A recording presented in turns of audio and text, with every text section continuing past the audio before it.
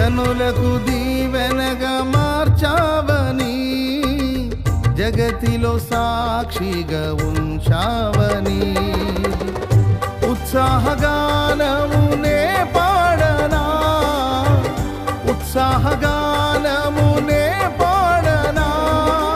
ఏదైనా నీ కొరకు చేసేందుకు ఇచ్చితివి బలమైన నీ శక్తిని.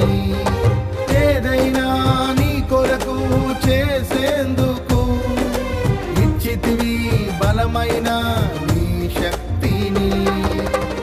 ఇది ఏ చాలును నా జీవితాంతము, ఇలా నా